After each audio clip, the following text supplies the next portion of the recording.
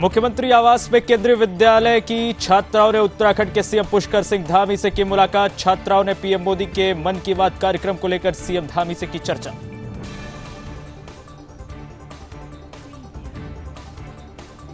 सहकारिता विभाग की तरफ से मुख्य सेवक सदन में कार्यक्रम। सीएम धामी और धन सिंह रावत हुए शामिल। सीएम धामी धन सिंह रावत ने 108 एमपैक्स का किया शुभारंभ।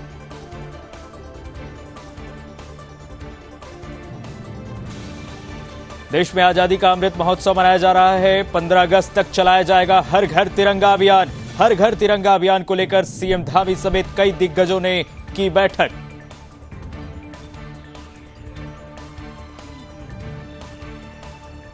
यूके SSSC घोटाले ने पकड़ा तूल। उत्तराखंड अधीनस्थ चयन सेवा आयोग पेपर लीक मामले में एसटीएफ की कार्रवाई पूरी। पुलिस के जवानों को किया गिरफ्तार।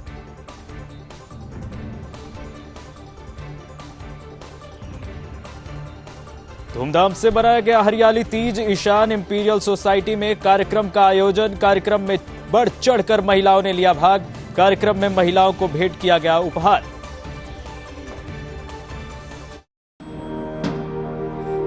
देश को आजाद हुए 75 साल हो गए। आज हमारे बच्चों की आंखों में एक सपना है, भारत को दुनिया का सर्वश्रेष्ठ राष्ट्र बनाना है। आजादी की 75वीं सालगिरह पर दिल्ली के बच्चे एक नया रिकॉर्ड बनाने जा रहे हैं। 4 अगस्त को दिल्ली के बच्चे बनाएंगे दुनिया का सबसे बड़ा तिरंगा।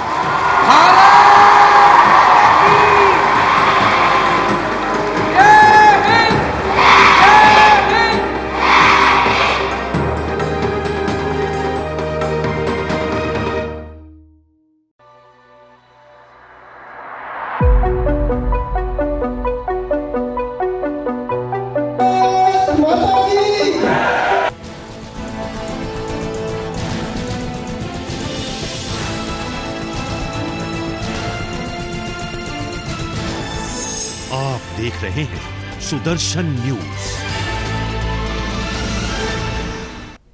नमस्कार, आप देख रहे हैं सुदर्शन न्यूज और मैं हूं आपके साथ कीर्तिमान सिंह। उत्तराखंड के सीएम पुष्कर सिंह धामी ने रविवार को मुख्यमंत्री आवास में केंद्रीय विद्यालय की छात्राओं ने भेंट की। इस दौरान छात्राओं ने सीएम धामी से बातचीत की।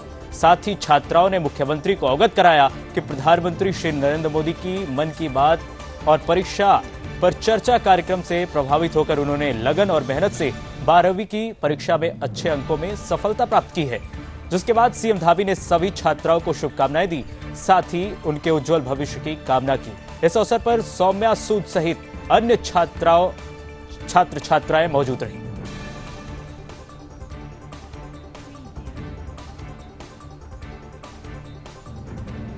खबर उत्तराखंड के देहरादून से, जहां मुख्य सेवक सदन में सहकारिता विभाग की तरफ से कार्यक्रम का आयोजन किया गया। बता दें कि कार्यक्रम में उत्तराखंड के सीएम पुष्कर सिंह धामी और मंत्री डॉक्टर धन सिंह रावत शामिल हुए, जहां सीएम धामी और धन सिंह रावत का जोरदार स्वागत किया गया। इस दौरान सीएम धामी और मंत्री डॉक्टर धन सिंह रावत ने 108 एमपैक्स कंप्यूटरीकरण का ऑनलाइन शुभारंभ किया। बता दें कि केंद्रीय सहकारिता मंत्री अमित शाह ने इस योजना को हाल ही में केंद्रीय कैबिनेट से मंजूरी दिलाई। उत्तराखंड में उस योजना पर साल 2019 से ही काम जारी है। मामला किसानों को पारदर्शी ऋण सुविधा देने से जुड़ा है, जिसके लिए सहकारिता क्षेत्र में ऋण की सबसे छोटी इकाई एमपैक्स को ऑनलाइन की गई। खास बात यह है कि राज्य में अब तक ऐसी 108 समितियां हैं जिनको ऑनलाइन किया जा चुका है। इस तरह इस क्षेत्र में उत्तराखंड देश का अग्रणी राज्य बन गया है।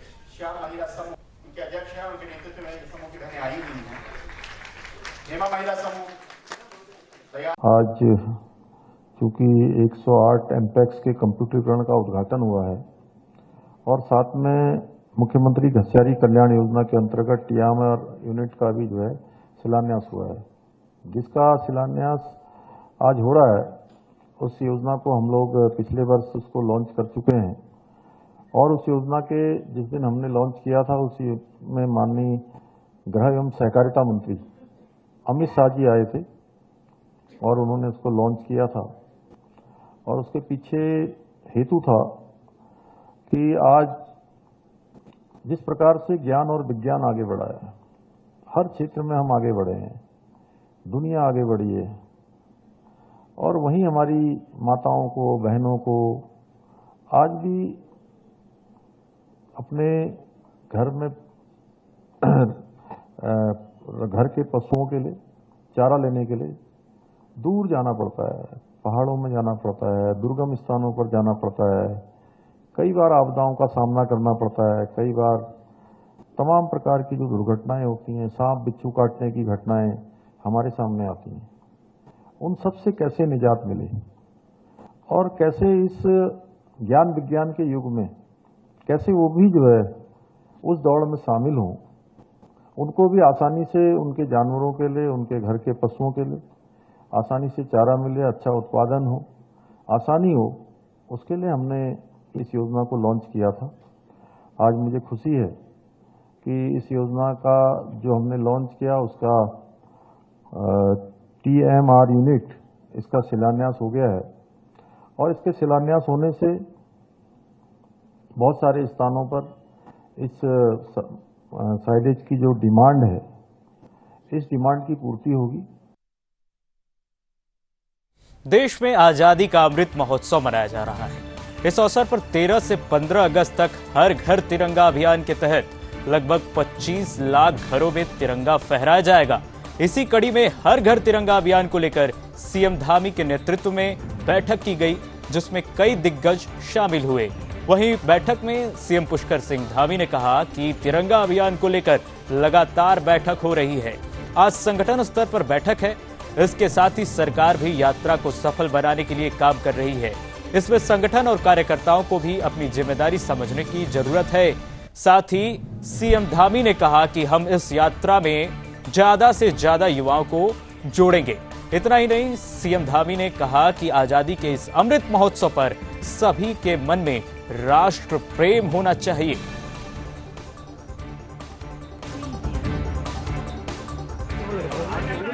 आजादी का अमृत महोत्सव मनाया जा रहा है, और आजादी के अमृत महोत्सव में हम लोगों ने लक्ष्य लिया है कि उत्तराखंड के 20 लाख परिवारों तक, 20 लाख परिवारों में घर घर तिरंगा, ऐसा करके अभियान, हर घर में तिरंगा लगाने का अभियान लिया है। उसके तहत आज हमारे जहां सरकार में एक तरफ तैयारी चल रही है, वहीं संगठन के स्तर पर प्रत्येक जिले में और नीचे तक बूथों तक की सारी योजना बन रही है। उसी योजना के तहत आज हमारी बैठक है, और इससे पहले भी हम लोग आज 2 बैठकें कर चुके हैं, जिसमें हमने स्कूल के सभी यहाँ के संचालकों को, प्रबुद्ध वर्ग के लोगों को, विभिन्न क्षेत्रों में काम करने वाले जो विशिष्ट महानुभाव हैं, उन सभी के साथ अभी हम लोगों ने बैठक की है, और सभी से आह्वान किया है कि जो हमारे आज़ादी का अमृत महोत्सव है और आज़ादी का अमृत काल जो 15 अगस्त 2022 के बाद प्रारंभ होगा, उसमें हमारे नौनिहाल बच्चे वो उन सबको इस कार्यक्रम से जोड़ना है, तिरंगा अभियान से जोड़ना है। उत्तराखंड अधीनस्थ चयन सेवा आयोग पेपर लीक मामले में एसटीएफ की कार्रवाई लगातार जारी है। बता दें कि एसटीएफ ने इस मामले में 2 और लोगों की गिरफ्तारी की है, जिनमें से एक उत्तराखंड पुलिस का जवान है। इस पूरे मामले में अब तक 11 गिरफ्तारी हो चुकी है। एसटीएफ अभी भी इस मामले की छानबीन में लगी हुई है। उत्तराखंड एसटीएफ के वरिष्ठ पुलिस अधीक्षक ने 2 लोगों की गिरफ्तारी कर कहा है कि पूरे मामले में 2 लोगों को गिरफ्तार किया गया है, जिनमें से एक काशीपुर के पुलिस अधीक्षक के गनर के तौर पर कार्यरत था, जबकि एक और दीपक शर्मा नाम के व्यक्ति की गिरफ्तारी की गई है। इन दोनों से एसटीएफ ने 35,89,000 रुपए की रकम बरामद की है। एसटीएफ की अब तक की कार्रवाई में कुल 11 गिरफ्तारी के साथ 1 करोड़ 20 लाख कैश भी बरामद कर लिया गया है, जबकि मामले की जांच अभी भी जारी है। एसटीएफ वरिष्ठ पुलिस अधीक्षक ने कहा है कि जांच चल रही है और आगे और भी लोगों की गिरफ्तारी हो सकती है। पेपर लीक मामले में जिस कांस्टेबल की गिरफ्तारी की गई है, उसने अपने गांव के किसी व्यक्ति को पेपर मुहैया कराया था, जिसके आधार पर आरक्षी अमरीश गोस्वामी की गिरफ्तारी की गई है। फिलहाल मामले में आगे की कार्रवाई जारी है।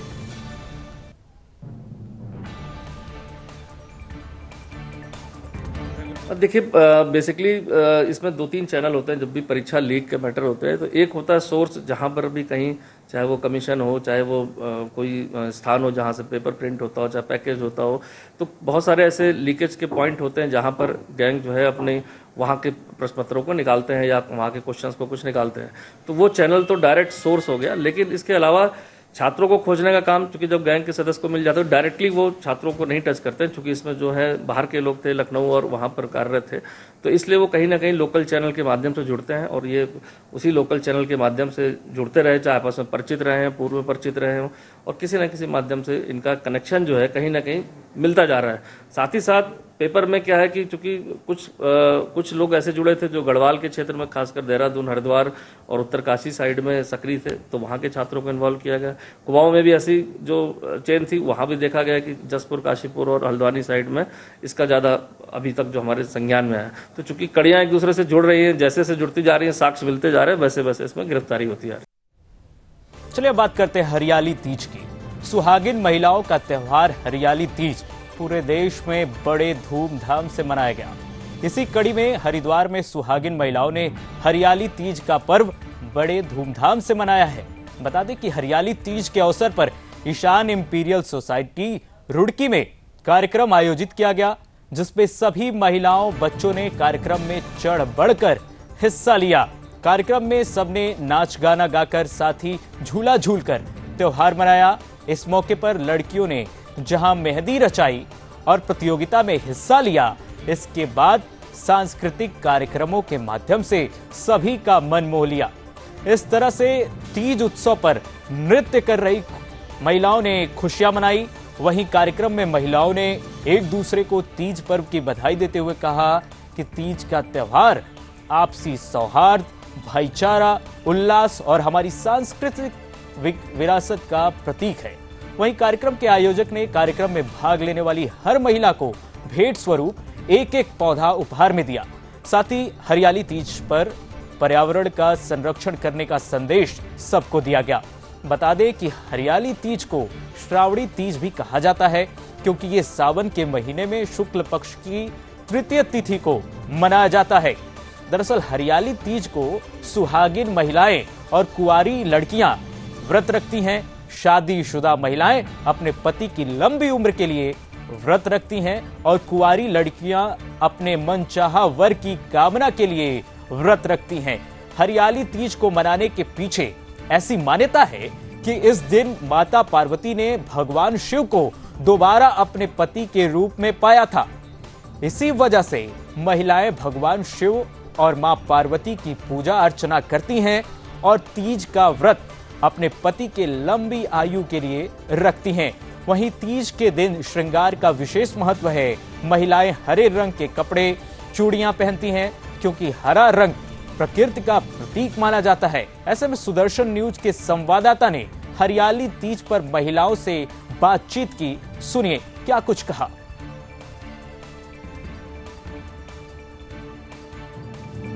आपको पता है कि आज हरियाली तीज का जो त्योहार पूरे देश में धूमधाम से मनाया जा रहा है, तो इसी बीच हमारे जनपद हरिद्वार की एक सोसाइटी रुड़की में है जिसका नाम है ईशान इंपीरियल गोड।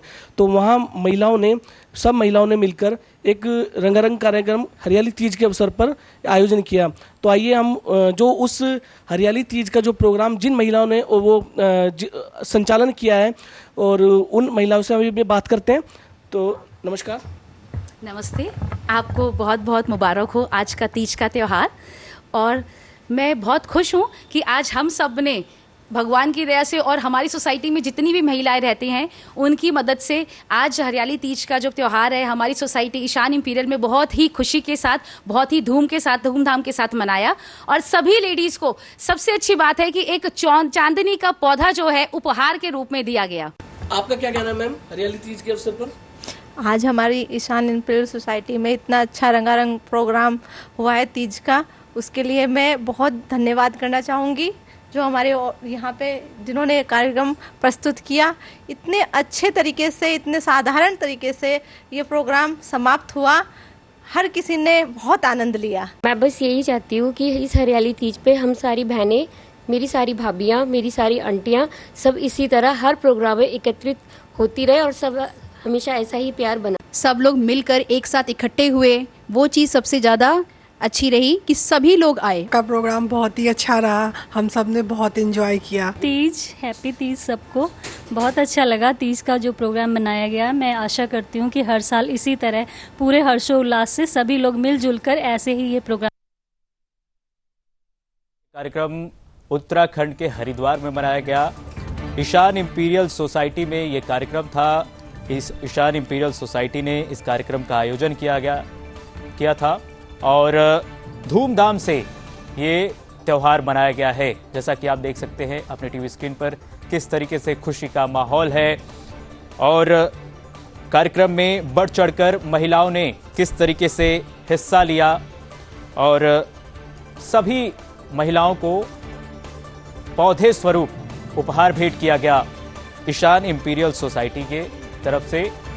और जैसा कि आप देख सकते हैं कि खुशी का माहौल ईशान इंपीरियल सोसाइटी में इस रुड़की के इस कार्यक्रम में महिलाओं की तरफ से आयोजन किया गया था। ये कार्यक्रम महिलाओं ने नृत्य और गीत गाकर इस त्योहार को धूमधाम से मनाया। आप देख रहे हैं किस तरीके से खुशी का माहौल है, आपस में खुशियां बांटी जा रही हैं और तीज का ये त्योहार महिलाओं ने न सिर्फ अपने वर के लिए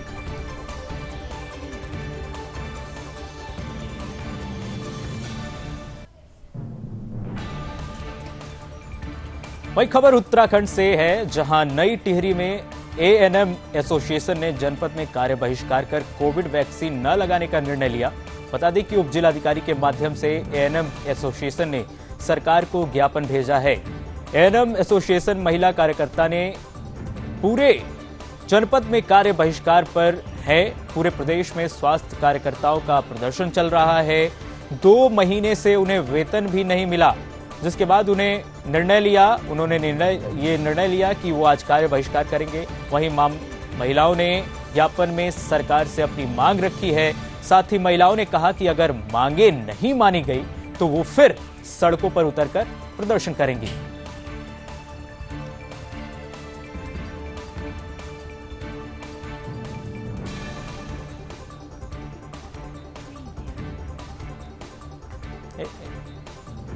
एक बार फिर से बताइए।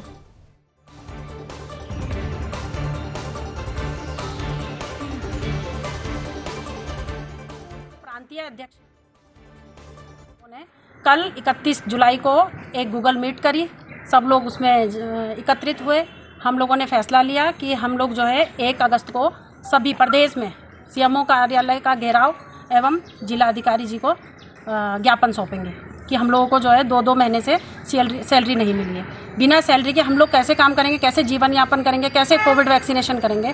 बहनें जो लोग घर में एक कमाने वाली हैं, उन लोगों को बड़ी दिक्कतें आ रही। चलिए आपको सीधे लिए चलते हैं। हमारे संवाददाता सौरभ ने राज्यसभा सांसद नरेश बंसल से क्या कुछ बातचीत की है, उसको सुनाते हैं। जी देखिए, इस समय हमारे साथ उत्तराखंड से राज्यसभा के सांसद हैं नरेश बंसल जी।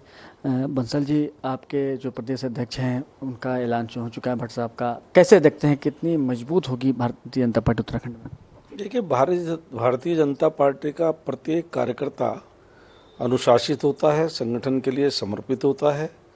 जो पुराने अध्यक्ष जी थे उन्होंने भी पूरी योग्यता क्षमता से काम किया, वो भी बहुत अच्छे थे। ये भारतीय जनता पार्टी में कार्यकर्ताओं को अवसर मिलता रहता है। ये वैसी पार्टी नहीं जहाँ 20 साल तक एक ही अध्यक्ष चल रहा हो। यहाँ पर अवसर मिलता रहता है। मुझे लगता है कि एक कार्यकर्ता को, पुराने कार्यकर्ता को, संगठन के कार्यकर्ता को, जो संगठन की रीति नीति जानता है, जिसने संगठन का काम किया है, ऐसे कार्यकर्ता को एक अवसर मिला है तो निश्चित रूप से इनके नेतृत्व में पार्टी मजबूत होगी। और प्रधानमंत्री और भारतीय जनता पार्टी का जो लक्ष्य है कि हर घर तिरंगा, उत्तराखंड में कैसे देखते हैं, कितनी जमीनी स्तर पर इसके लिए आप लोग तैयार हैं? उत्तराखंड में लक्ष्य लिया है पार्टी ने भी, सरकार ने भी, मिलकर के हम 20 लाख घरों में तिरंगा फहराएंगे। इसके लिए जो रणनीति है, कि आप लोग रणनीति तैयार हो चुकी है? उसकी रणनीति आज तैयार हो चुकी है। आज प्रदेश कार्यालय पर बैठक थी, उसमें वो रणनीति दी गई है। प्रत्येक प्रदेश स्तर पर उसकी समिति बनी है, जिला स्तर पर बनी है और मंडल स्तर पर बनी है। वो सारी समितियाँ सब कार्यकर्ताओं को साथ लेकर के जो समय निश्चित है 11 तारीख से लेकर के और 15 अगस्त तक ये झंडारोहण किया जाएगा। एक सवाल ये भी है कि जो चार धाम यात्रा है, इस बार जो श्रद्धालु हैं जाते आ रहे हैं और आपकी सरकार ने अच्छा काम किया है, कैसे देखते हैं इसको आप? आपने जैसा बताया कि सरकार ने अच्छा काम किया है, सरकार समर्पित है। चार धाम यात्रा मैं समझता हूँ उत्तराखंड के लिए एक लाइफ लाइन भी है, क्योंकि उससे हमारा टूरिज्म बढ़ता है, देवभूमि है, उसके प्रति देश ही नहीं तो पूरे विश्व में एक आस्था है। आस्था लेकर के यात्री आते हैं तो हमारा कर्तव्य बनता है कि वो जहाँ हमारी आर्थिकी को थोड़ा सुदृढ़ करते हैं वहीं उनको भी हम सुख सुविधाएं दें। जितनी हम सुख सुविधाएं देते हैं, यात्री अच्छा बोलकर जाते हैं तो वो एक किस्म से हमारे ब्रांड एम्बेसडर का काम करते हैं। जहाँ जाते हैं वहाँ सरकार की तारीफ करते हैं कि सरकार ने उनको अच्छी सुविधाएं दी, अच्छी प्रकार से दर्शन हुए, अच्छी प्रकार से उनकी यात्रा संपन्न हुई। सुदर्शन न्यूज़ की एक मुहिम है जनसंख्या नियंत्रण कानून बनना चाहिए, जनसंख्या नियंत्रण होना चाहिए। प्रधानमंत्री ने भी लाल कोट की प्राची से कहा कि जनसंख्या पर नियंत्रण जरूरी है। 300 से ज़्यादा सांसदों ने सुदर्शन न्यूज़ के कैमरे पर कहा कि जनसंख्या नियंत्रण कानून बनना चाहिए। आप भी एक सांसद हैं, आपका क्या विचार है इस पर? निश्चित रूप से मैं व्यक्तिगत रूप से इस पक्ष में हूँ कि बढ़ती हुई जनसंख्या जो विस्फोटक रूप ले रही है, संसाधन सीमित है, सीमित संसाधनों में बढ़ती हुई विस्फोटक जनसंख्या में सभी को सब प्रकार की सुविधाएं, रोटी, कपड़ा, मकान, शिक्षा, स्वास्थ्य, ये मुहैया कराना संभव नहीं होता है। इसलिए जनसंख्या नियंत्रित होनी चाहिए और समाज के अंदर उसके बारे में जागृति होनी चाहिए। हमारे सुदर्शन न्यूज़ के जो प्रधान संपादक हैं सूरज चौहान के जी, उन्होंने जनसंख्या नियंत्रण कानून के लिए पूरे देश में 70 दिन की 20,000 किलोमीटर की यात्रा की, लोगों को जगाया जनसंख्या नियंत्रण कानून के बारे में। उनके इस मुहिम पर आप क्या कहेंगे? मैं उनको इसके लिए बधाई देता हूं, उन्होंने एक देश के हित में एक अच्छा काम किया है। और जिस तरह से प्लान बन रहा है, लोग तमाम तरह से गजवा हिंद की बात चल रही है, बच्चे पैदा करके देश पर कब्जा करने की बात लोग कर रहे हैं, इस पर जो उनकी रणनीति है, इस पर आप क्या कहेंगे? देखिए, ये देश सनातन संस्कृति का मानने वाला देश है। अनेक आक्रमणकारी यहाँ पर आए, उन्होंने अपने प्रकार से अनेक प्रकार से अत्याचार किए, किंतु देश सनातन संस्कृति को लेकर ये रहा। इस पर कोई किसी प्रकार का सांस्कृतिक रूप से कब्जा नहीं कर सकता।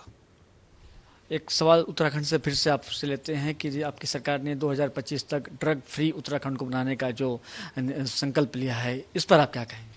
हमारी सरकार ने, मुख्यमंत्री जी ने, युवा मुख्यमंत्री हैं, ओजस्वी मुख्यमंत्री हैं, तेजस्वी मुख्यमंत्री हैं, उन्होंने संकल्प लिया है कि 2025 में जब 2025 आएगा तो उत्तराखंड देश के अग्रणी राज्यों में होगा। क्यों?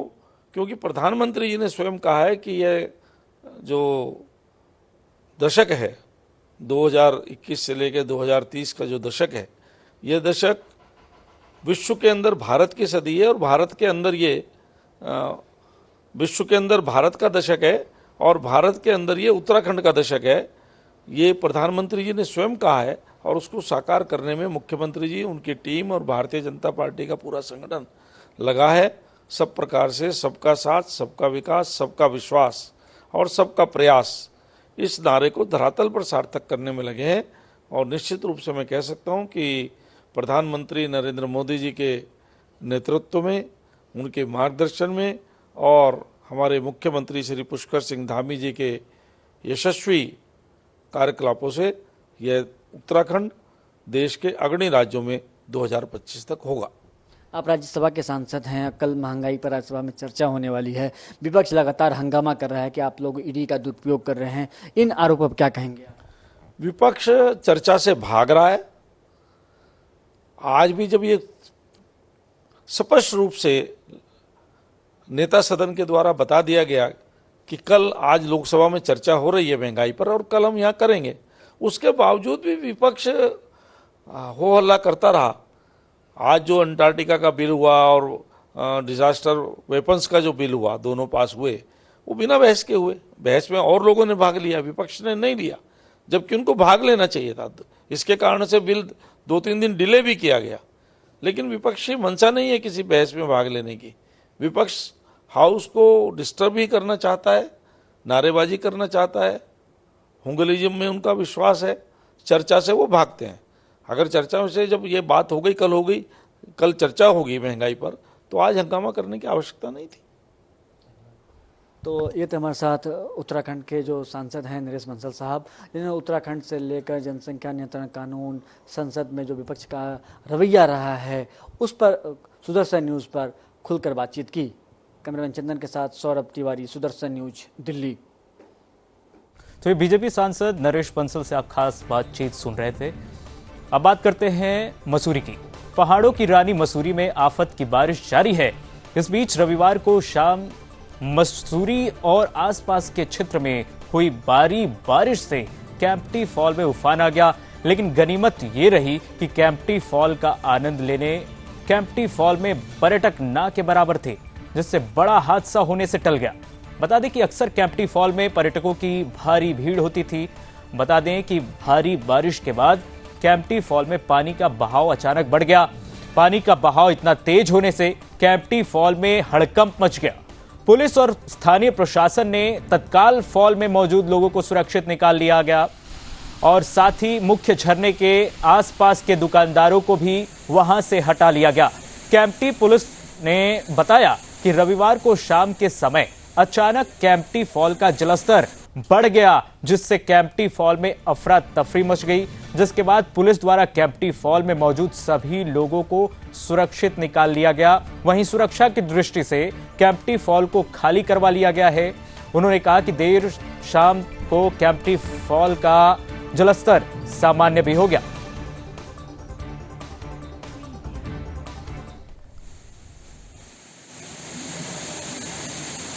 बहुत ज्यादा झरने का जो बहाव था वो बहुत ज्यादा बढ़ गया है। यहाँ पे मौजूद पर्यटक झील में सब लोग सुरक्षित हैं। पुलिस ने पर्यटकों को बाहर। खबर जनपद हरिद्वार से है, जहां सावन का तीसरा सोमवार है। भगवान शिव की भक्ति का सबसे अच्छा दिन माना जाता है। भगवान शिव को सोमवार का दिन सबसे ज्यादा प्रिय होता है। इसी कड़ी में धर्मनगरी हरिद्वार के शिव मंदिरों में भोले शिव का जलाभिषेक करने के लिए सुबह से ही श्रद्धालुओं का तांता लगा हुआ है। मंदिर में शिव भक्तों ने भगवान भोले का जलाभिषेक करते हुए पूजा अर्चना की। वहीं श्रद्धालुओं का कहना है कि सावन का महीना भगवान शिव को अति प्रिय होता है। कहते हैं सावन के सोमवार को मंदिर में भगवान शिव का जलाभिषेक करने से भक्तों की सारी मनोकामनाएं पूर्ण होती हैं।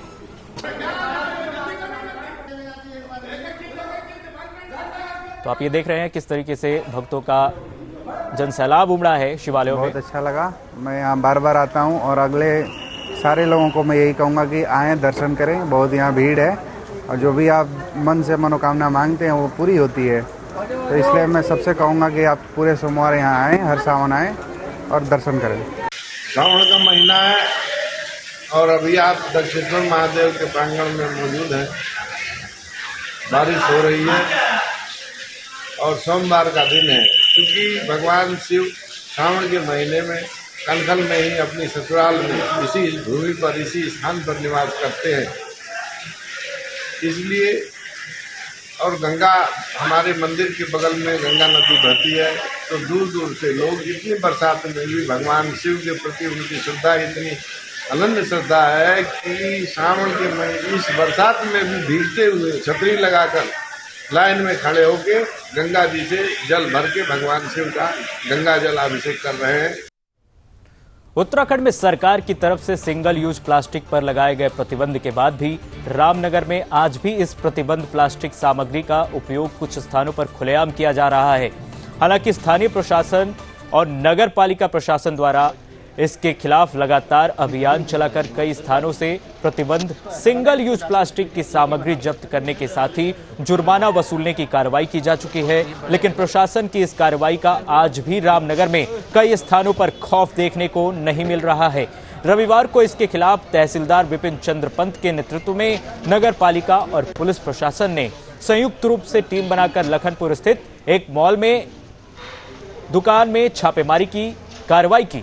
इस दौरान भारी मात्रा में दुकान से प्रतिबंधित सिंगल यूज प्लास्टिक का सामान जब्त करने की कार्रवाई की। वहीं तहसीलदार विपिन चंद्र पंत ने बताया कि इस मामले में नगर पालिका प्रशासन को जुर्माना वसूलने के निर्देश दिए गए हैं। साथ ही उन्होंने बताया कि प्रशासन का ये अभियान लगातार जारी रहेगा। उन्होंने जनता और दुकानदारों से प्रतिबंधित प्लास्टिक की सामग्री को उपयोग न करने की अपील की है।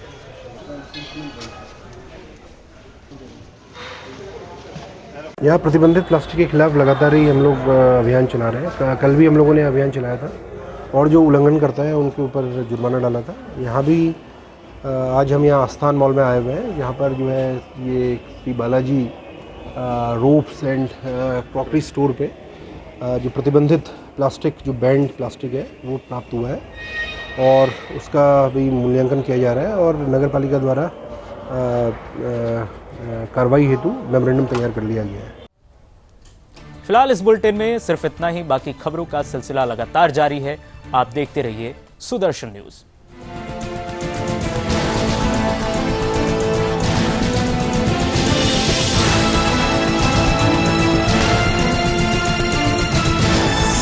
आप देख रहे हैं सुदर्शन